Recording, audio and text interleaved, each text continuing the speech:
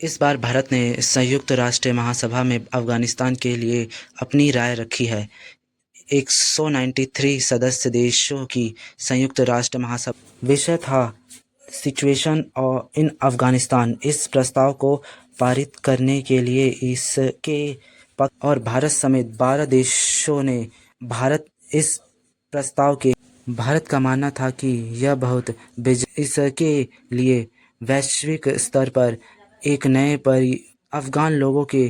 साथ अफ़गान लोगों के साथ जुड़ाव के साथ कोई कदम उठाना या जाना चाहिए।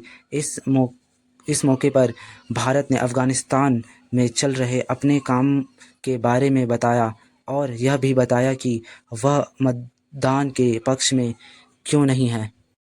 India's immediate priorities in Afghanistan include the provision of humanitarian assistance and the implementation of capacity building initiatives for the Afghan people. We have been working closely with UN agencies to support the Afghan people in critical areas such as health, food security, education, and sports. India's commitment to Afghanistan's reconstruction is demonstrated through more than 500 development partnerships across all provinces. Has historic ties with the people of Afghanistan and our enduring commitment to meeting their humanitarian and developmental needs.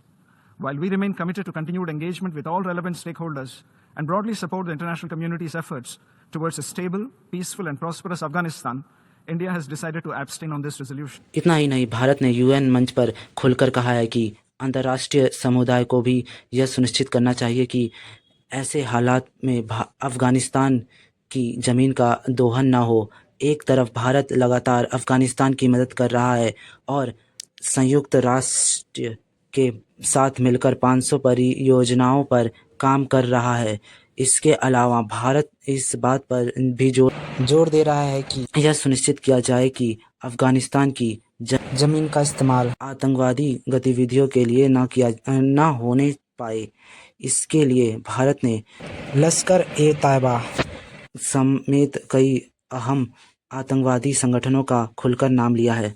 India is closely monitoring the security situation in Afghanistan.